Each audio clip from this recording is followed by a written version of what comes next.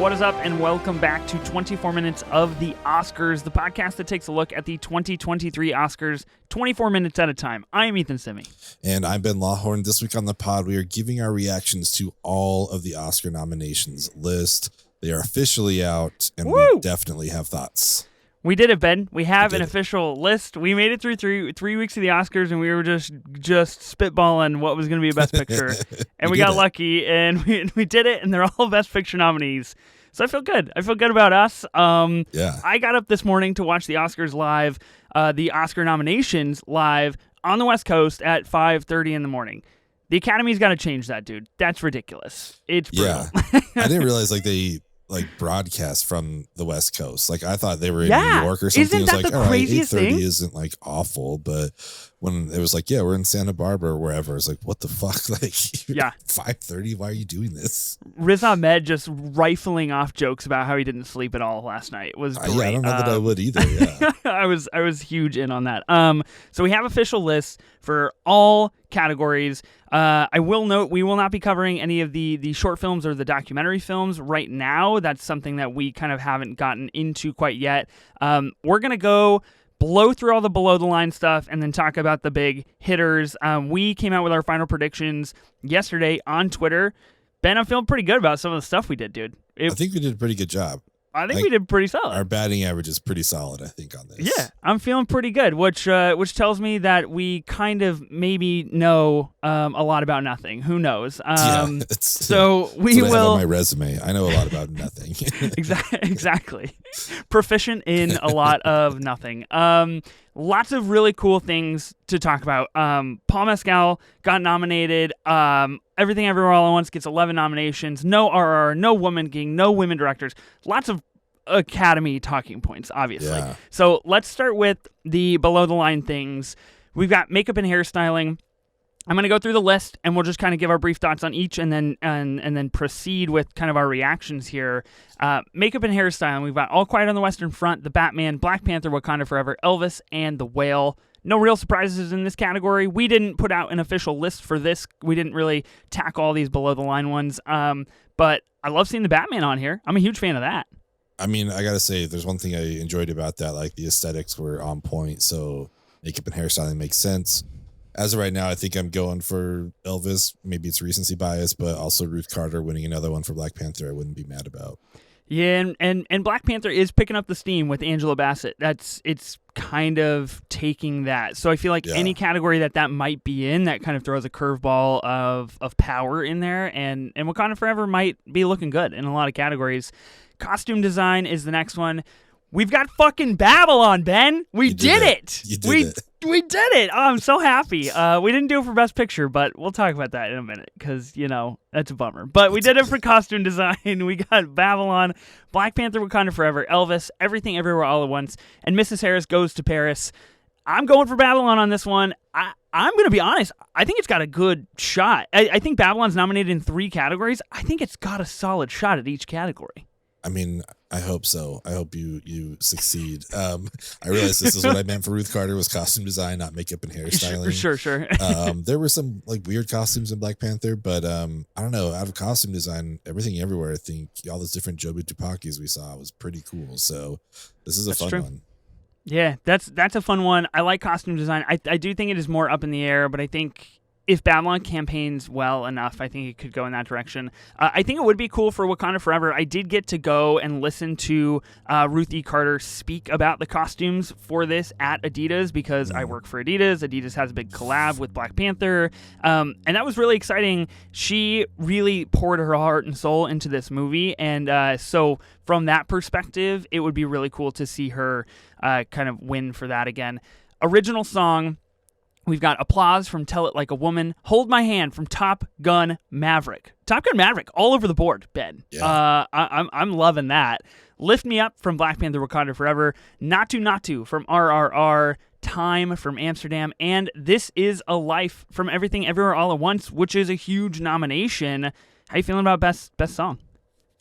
I mean, good. I'm stoked for all these. But I've never even heard of "Tell It Like a Woman." You know what I mean? Yeah, me neither. Came up and what are we doing? I don't even know what this is. So, I think when Rihanna's on your list, that's kind of who you got to go with. But Not to is a banger, so it's gonna be hard. That's fair. I think this is, and I might be misspeaking, but I believe this is the only RRR nomination that we're getting in the Oscars, which is a travesty, honestly. India did not submit it as the official selection for International Picture, so everybody out there that's like, no RRR for Best International, it literally couldn't happen because India fucked it up. So that didn't happen. Did not get nom for Best Picture. I think this is the shot, and you know, I think it's gonna win. I think Not To takes it. Me and my little girls just rock out to this song in the car on a daily basis. So if that tells you anything, I feel like we're in a good spot. Sound: All Quiet on the Western Front, Avatar: The Way of Water, The Batman, Elvis, and Top Gun Maverick. I love it, and no surprises here. Top Gun Maverick, I think, has a good shot at this. But I think honestly, it's pretty even category. Yeah, Top Gun Maverick came through some real technical nominations, which I think is cool. You know, also we'll get to the editing and stuff, but I don't know. I still haven't seen All Quiet. Obviously, we're going to be watching that since that, you know, picked up a nom, so I'm curious to see how that sounds. I'm sure it's great, but yeah, I don't know. It's a good list. Let's do original score. Now, we do have our nomination list for original score. So we nominated Babylon, The Banshees of Inisherin, Guillermo del Toro's Pinocchio, All Quiet on the Western Front, and The Fabelmans. And both you and I slotted Babylon to win this. I think we were pretty close, and it instead of Guillermo del Toro's Pinocchio, we saw Everything Everywhere All at Once in here, which, you know, kind of expected, but I was a little startled that Guillermo del Toro's Pinocchio didn't pick up basically anything below the line, only got nom for Best Animated, which was a little startling for me. Yeah, I thought that would be here for sure, but it looks like Babylon's just kind of been taking these things, so I feel like it's going to take that. Babylon Hive, rise up, rise up. We didn't get Best Picture. We will rise to see another day, but we will see it in original score. You bet. Production design, we've got All Quiet on the Western Front, Avatar: The Way of Water, Baba-fucking-Lawn again, Elvis and The Fabelmans. I want Babylon to sweep every category there. There's no surprise about that. Yeah, without a doubt. I'm curious, like, I mean, this is one of those weird technical things, like Life of Pi winning cinematography. It's like Avatar winning production design is so interesting to me. So I'm like, I guess it is. I just think of it more of like the tactile production of like what they're in. And not like, I feel like Avatar is more like the FX, you know? I don't know. It was interesting for that to show up here for me. But no Everything Everywhere, which I thought deserved this. Totally. And I think the big ones are no Everything Everywhere in production design or visual effects, which is a bummer. And it wasn't shortlisted for VFX, so we kind of already knew that was happening. But definitely when I think of production design, a movie like Babylon or Elvis are definitely the ones that come to mind initially. I think Avatar is an interesting pick here. Editing, we've got The Banshees of Inisherin, Elvis, Everything Everywhere All at Once, Tar, and Top Gun Maverick. Now, this is the first Tar we've got on the list as we are going through it here. I don't think there's any real surprises here. We didn't really put out a list for editing, but Everything Everywhere All at Once, pretty damn good shot at taking this one, I would say. It's between that and Maverick for me. I still think Everything Everywhere should take it because the stuff they pulled off with the editing and with like a 7-person crew is amazing. Yeah. So that's what I'd be pulling for here, but Top Gun Maverick winning wouldn't upset me by any means. No, not at all. And I think if Top Gun Maverick can take at least one award below the line, which is ridiculous that I'm even saying that because it should be kind of a shoo-in for a lot of these things, I think is a good signal for the Academy among lots of bad things that, again, the Academy does what they do best, and they just kind of shit the bed when it comes to nominations. International feature, we've got All Quiet on the Western Front from Germany. We've got Argentina 1985 from Argentina, which did win at the Golden Globes, or excuse me, I believe the Critics' Choice, one of the two. The Globes, and too. Yeah. The Globes.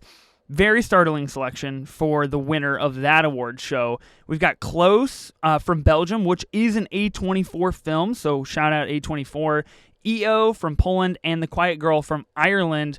We've got a big nomination slate for Ireland this year. Yeah. Banshees, After Sun, Paul Mescal, and we've got now The Quiet Girl. I don't see how All Quiet on the Western Front doesn't win this award, But there have been stranger things that have happened, so who knows?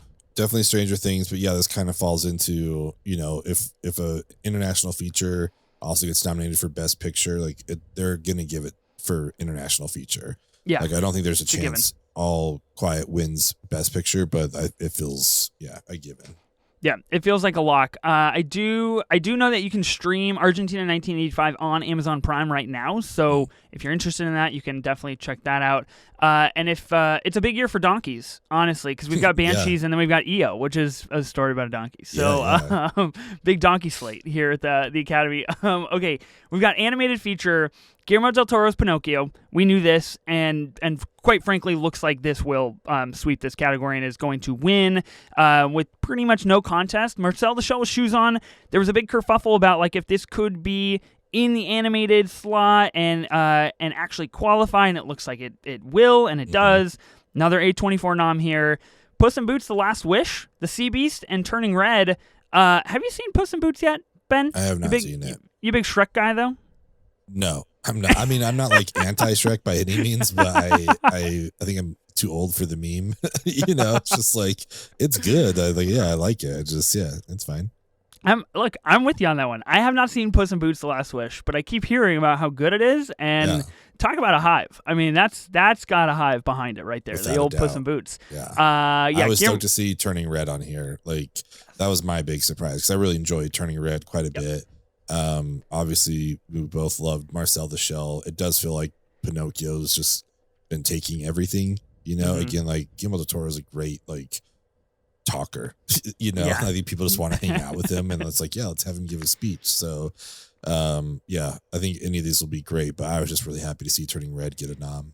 Yeah, and you've said before here on this pod, a lot of these nominations and a lot of the potential winners could be people that the Academy just want to hear talk and hear put behind a microphone, right? And that's a big portion of that. And obviously, Guillermo del Toro is the guy. He's very, very good at that. And he stands for cinema, which is always really enthralling to listen to. I did love Turning Red. I think that movie is sufficiently underrated in terms of the 2022 grand slate of movies. I love that film. Documentary feature. All That Breathes, All the Beauty and the Bloodshed, Fire of Love, A House Made of Splinters, and Navalny. I have seen All the Beauty and the Bloodshed, and I firmly believe that will take this award here. It is an immaculate documentary, Yes. but I probably won't seek out any of these other ones. I'm just not a doc guy, I just it takes a lot for me to watch a doc. I have only seen Fire of Love. Okay. And I think it's amazing. It's on Disney Plus if any of you guys have it. I don't know if you know what it's about, but it's this couple that basically documented their combined love of lava, and they would go inside volcanoes and get lava and shit. Hell yeah. It's actually really cool. It's that was their passion and how they connected, and it's pretty rad. So beautiful old footage, of inside volcanoes. It's pretty cool looking, but I do want to check some of these out. I love docs, but some of these I hadn't even heard of. So hopefully get around to these. Yeah, I've heard of Navalny, which I've heard is quite wild in terms of a Russian hit job on a politician and some really crazy stuff. So we're checking out as well. I think Navalny you can watch on a streaming platform right now as well.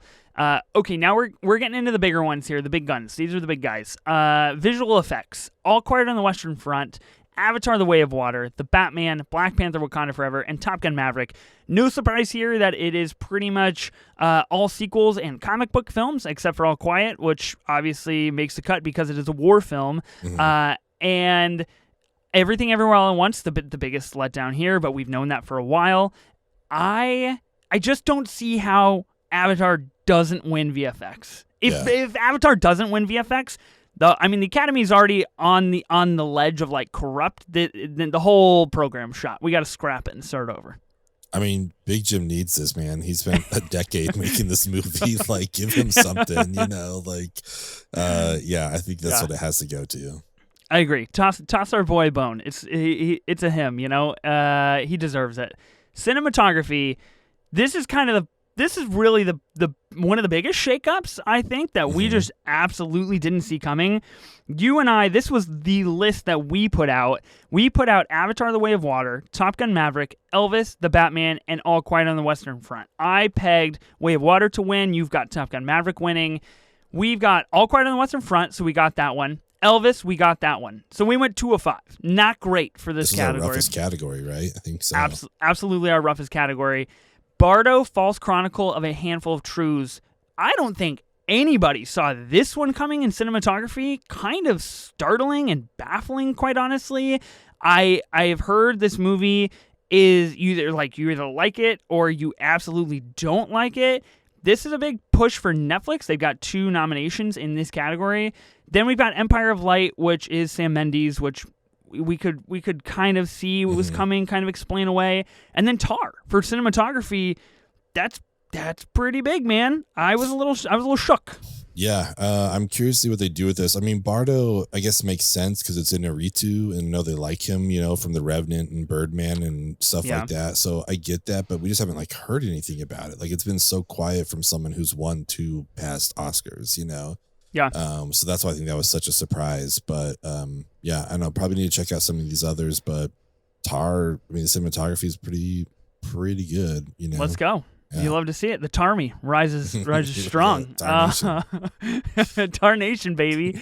Okay, original screenplay. I think we did pretty solid in this lineup. We went 4 for 5. We had The Banshees of Inisherin, Everything Everywhere All at Once, The Fabelmans, and Tar, just like the Academy has on this list. Nice. Now, we put on Aftersun, a very hopeful nomination, of course, from our end. Yeah. The Academy gave us Triangle of Sadness.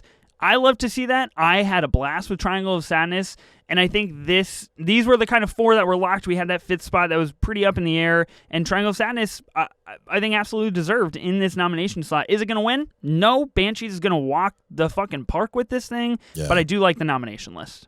Yeah, no, I'm with you on that. But yeah, if Martin McDonagh is in your category, you're gonna lose. You're I done. think it's just You're kinda over. how it goes. So, yeah. No contest. Yeah, they knew as soon as this list came out, they're like, uh-oh, our boys Martin's got it. Adapted screenplay. Now, I feel like adapted screenplay, a lot of people don't know the rules, so let me clarify one rule for adapted screenplay. There is kind of a loophole with this. Now, generally, it is based off of a book or a play, right? Textually, adapted from something else. The one kind of loophole in this Academy rule is that if you are a sequel, you're technically an adapted screenplay because you are based on a prior body of work, which really saw itself in this one with Top Gun Maverick and Glass Onion, a Knives Out mystery, which you nominated and you've got to win, which I'm really impressed, Ben. I thought that was a great nom. I didn't have that on my list. You feeling good about Glass Onion?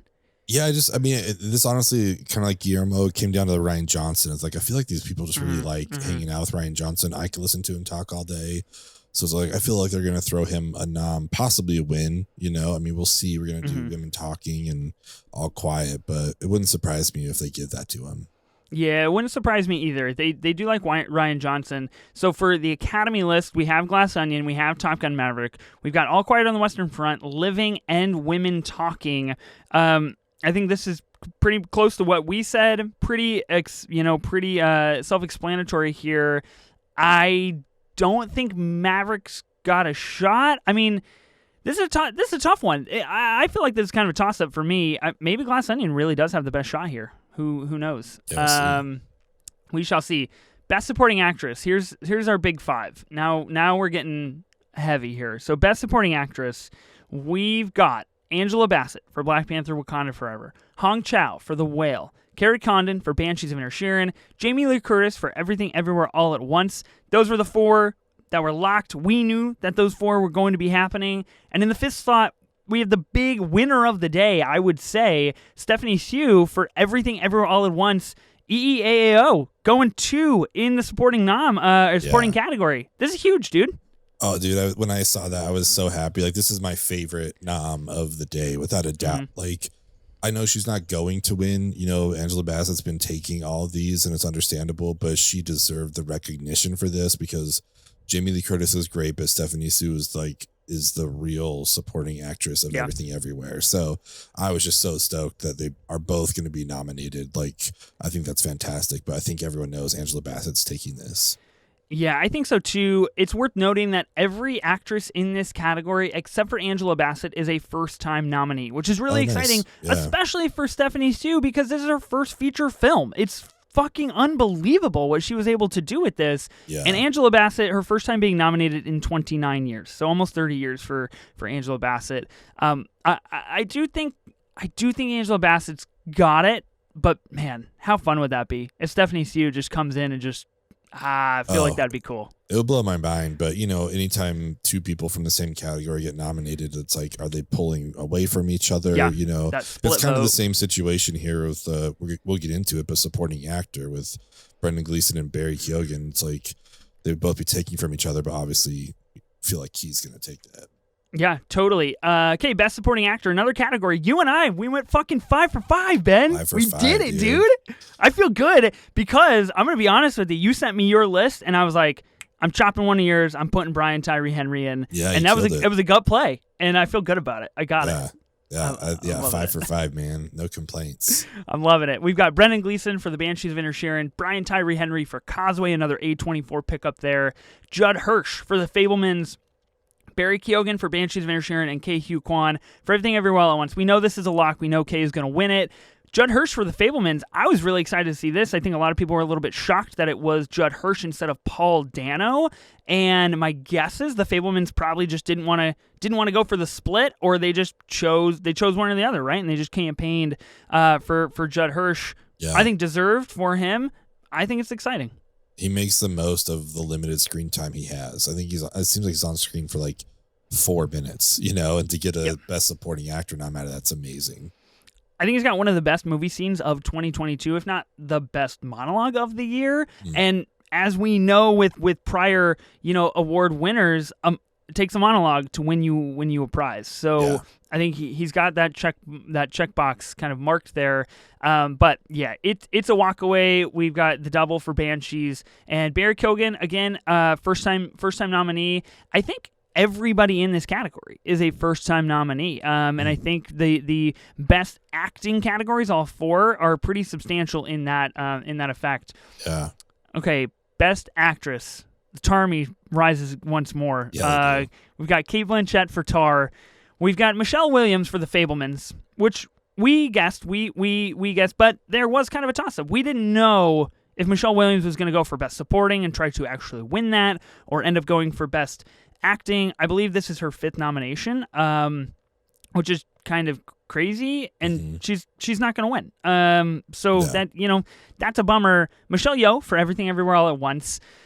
The two that are just absolutely startling. I think this is unfortunately the weakest category above the line in my opinion. We've got Andrea Riseborough from To Leslie and Ana de Armas for Blonde. I'll get into some details, but Ben, I just need to know, like, how are you feeling about Best Actress right now? I mean, yeah, those were kind of shocks, like I felt like Michelle Williams made sense. Like, I felt like they were putting her in for lead actress, but it just didn't matter. Like, it's between Cate Blanchett and Michelle Yeoh, which we've said from the beginning. I have not seen Blonde, and until like a week ago, I'd not even heard of To Leslie until all this. Like, nobody had, Ben. Nobody knows what this movie is. I'm amazed it worked. They did it. Like, great job. I think Andrea Riseborough. So the deal is, if you don't know, I'll give the quick and short. Andrea Riseborough is in this movie To Leslie, a very kind of like niche, small time movie, and she basically like took to a very quote unquote like natural way of kind of going about this Oscar process, and basically got all of her famous friends to like copy and paste the same message or the same caption on Instagram and Twitter and be like, hey, vote for Andrea Riseborough. She's great in this movie. And it fucking worked. It did it. And it's weird, and I don't like it, but here she is, Oscar nominated, Andrea Riseborough. So I guess take it for what you will. I do think it kind of changes the game a little bit in terms of like the campaigning in the future and what might be possible for people. And then Ana de Armas for Blonde. this is no good because this movie is kind of rifled with issues. I haven't seen it as either, but I've heard lots of things about it. And the biggest thing with this is that no Viola Davis and no Daniel Deadwyler for Till. So two women of color get excluded. And we could have had all a really meaningful nomination list here, but that's kind of a bummer. I didn't like it. Yeah, no, I'm with you on that. Yeah, it sucks. I did just want to say for Best Supporting Actress, I wanted Dolly De Leon in for the fifth spot for Triangle of Sadness, and that didn't happen, so I was a little bit sad. Best Actor. Okay, we went 5 for 5. We nailed it. We hit it out of the park, Ben. We got it again. Austin Butler for Elvis, Colin Farrell for The Banshees of Inisherin, Brendan Fraser for The Whale, Paul Mescal for Aftersun. Fucking Aftersun, dude. Can you believe it? I know. Again, like this behind Stephanie Sue, this was like my second favorite thing. I'm so happy he got a nomination. I love it. He so deserves it. Like again, like I don't think he has a chance of winning, but I'm just happy to see him get recognition. This is where we need the Andrea Riseborough School of Campaigning. We just need to reach out to all the famous people that Paul Mescal knows and be like, look, we've done the math. If we just get 276 people to vote for Paul Mescal, he's going to win. And that's when you take to the ground and you hit the streets and get our Phoebe boy. Bridgers just broke his heart. Yeah, Please exactly. let him have an Oscar. He lost his girlfriend to Bo Burnham. Please give him an Oscar. Give this man an Oscar, please. Come on. And then the fifth nomination is Bill Nighy for Living. I love seeing Aftersun on here. Obviously an A24 nomination. Like you said, Ben, it's probably not going to happen, but fuck, I just think it's so cool. Like the Academy, this is the thing with the Oscars and the Academy. Like they do really fucked up shit like Best Actress, and then they're like, hey, but we're going to nominate a really cool guy for Best Actor that, you guys probably didn't expect. And it's like Godfather 3. It's like, I thought I was out, and then you just pull me back in. Pull you right back in. They know how to do it. I'm really excited. I think it's a 3-person race still. I think it's really going to be a toss-up up to the campaigning. Best Director. This is the other big one, which I think some snubs here. Martin McDonagh for The Banshees of Inisherin, Daniel Kwan and Daniel Scheinert for Everything Everywhere All at Once, Steven Spielberg for The Fabelmans, Todd Field for Tar. Those are kind of the 4 that we knew would be the case here. Mm-hmm. No Baz Luhrmann for Elvis. I think this is kind of the big one. And in that 5th slot, we've got Ruben Östlund for Triangle of Sadness. Triangle of Sadness picked up way more nominations than I anticipated, than I think anybody really anticipated it to pick up. Again, I still, it looks like a race between Spielberg and McDonagh, but who knows? How are you feeling about this category? I mean, yeah, I think it's pretty solid. My wild card, I really hope the Daniels can pull something off, but yeah, when you're up against Spielberg, it's pretty tough. But I would love to see them get awarded for what they pulled off. And the notable thing here is that we've got no women directors. So we're going to have a repeat of I think it's the 2003, where Natalie Portman and really famous Ron Howard are like, hey, we're here to announce Best Director. And Natalie Portman's like, here are the 5 all-male nominees. And it's like, yes, cool, we're back. We've reverted 20 years in the past. Most notably, I bring that up because you've got Sarah Polley for Women Talking. And the last 2 years, we've got Chloe Zhao, or last year we had Jane Campion win for Power of the Dog, and then Chloe Zhao the year before for Nomadland, and that was big, and then it kind of feels like the Academy was like, cool, we did our part, and now we're just going to go back, which is a fucking bummer, man. It really sucks. Yeah, I mean, we're about to talk about him, but I mean, out of the 10 Best Picture noms, Women Talking is the only one with a female director, and so, yeah, it didn't win. She didn't get nominated for Best Director. I think it's just kind of a sign of, what's to come. Yeah, I agree. All right, this is it. This is the big one, the Best Picture. We'll wrap up our thoughts here and our reactions before our episode on Friday, where we've got Jamie Jirak from comicbook.com coming on the pod to talk about The Banshees of Inisherin, the potential Best Picture leader. So that's going to be a cool episode. Here's what we've got for Best Picture. We've got a snub. There was no Babylon on this. And I'm going to be honest with you here, Ben. So I was watching. No, we don't have a snub. You have a We've snub. got a snub. We were all snubbed. The world was snubbed, man. Come on. Here's what happened. So I woke up to watch this, and I was watching all these nomination lists come out. And about halfway through, because it's like 5:30 in the morning, about halfway through, I was like, oh, yeah, they're doing it all in alphabetical order. That makes sense. I get it. So that way you can kind of say, like, oh, this, Babylon starts with a B, passed by it, didn't get nominated, whatever. Best Picture comes up, and we get all of our A's. We start going to the B's. We get like Everything Everywhere All at Once. We got like 5 through this, and I was like, oh shit, we're alphabetical. That means no Babylon. It took me like way longer than it should have to realize this, and I was really disappointed about it. But here are the 10 that we do have. We've got All Quiet on the Western Front, Avatar: The Way of Water, The Banshees of Inisherin, Elvis, Everything Everywhere All at Once, The Fabelmans, Tar, Top Gun Maverick, Triangle of Sadness, and Women Talking. Most notably, no The Whale and no Babylon. I truthfully think those were kind of in the 9-10 slot there for a lot of people. Yeah. Any thoughts, ideas? Triangle of Sadness is a big one too. I think that's impressive. And again, another big snub, RRR. No RRR for Best Picture here. I mean, we went 8 for 10, right? Because we had Babylon and the Whale instead of Triangle of Sadness and Women Talking. Is that right? That's correct. 8 for 10. So we did pretty good. I mean, this is, again, like you said, it's that 9 and 10 slot. Whatever was going to fill those last, spots there weren't necessarily really going to be contenders, so to speak. Yeah. But it's cool to see those there. I'm excited to watch those and talk about those. I know you're really hoping to make me watch Babylon, so I'm sorry. I was really pulling for it, dude. You're going to make me go see Avatar, so, let's go. 3 hours in a theater for this. So, I'm looking forward to it. I mean, at this point, we've talked about Elvis, Everything Everywhere, and Fabelmans, and obviously Banshees we'll talk about later this week. So 6 other great upcoming episodes, all Quiet on the Western Front, Avatar, Tar, Top Gun Maverick, Triangle of Sadness, and Women Talking. So we got some fun stuff coming up. But I'm still, in my heart, I'm going to be pulling for Everything Everywhere, just for everything. I think it has the most nominations. Was it like 11 or something like that? It did, yeah. So Everything Everywhere All at Once pulls away with 11 nominations. Then we've got 9 for Banshees of Inisherin and 8 for All Quiet on the Western Front. Those are the big 3 in terms of totals. So that's a lot.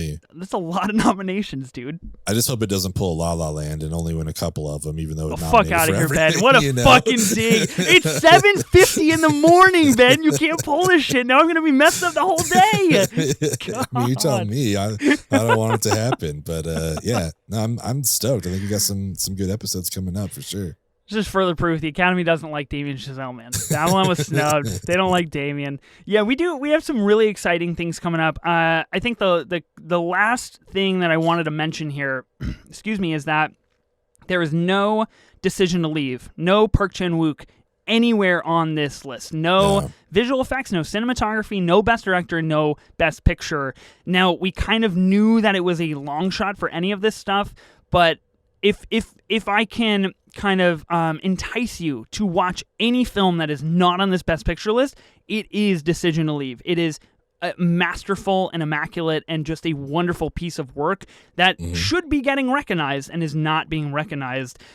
I'm okay with this Best Picture list. I feel pretty good about it. I know there are several people out there that do not and are very vocal about that.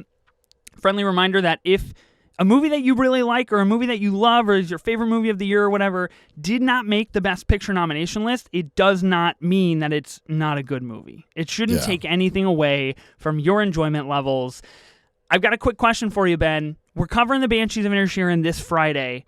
The Friday after that, our week 5, we're going to be halfway done with the slate. We don't know. Now that we have our list, we know what movies we've got coming in the future. We don't know what we're covering.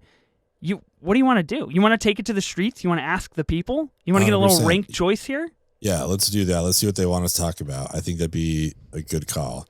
Yeah, I like it. So everybody vote for Tar, so I can talk about Tar in a week. That'd be great. Thank you very much. And I will say, look out for Tar. That preferential ballot might be coming in hot for the Tar win. If nobody can decide between Everything Everywhere and Banshees, and if we get a split, Tar could see that 2 or 3 spot on the ballot and take that heat. We will see what happens. You got any closing thoughts on Oscar nom lists? The big takeaways: no RR, no Decision to Leave, no women directors, Best Actors is all sorts of fucked up, and lots of first time nominees. Lots of first time nominees.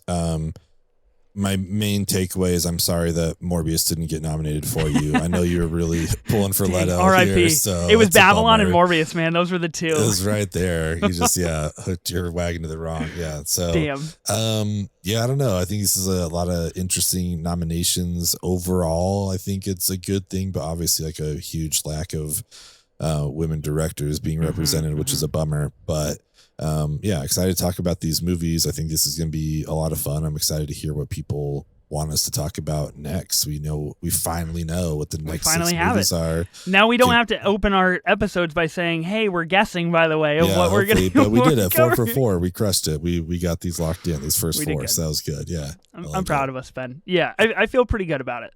Yeah, me too. But yeah, everyone else, let us know what you think of these Oscar noms. What got left off, what got snubbed, besides Babylon, which we've heard about. We don't need to hear any more about Babylon. We lost as a humanity. We have lost. Oh man. But yeah, let us know. You can hit us up on Twitter or Instagram at 24 minutes of A24.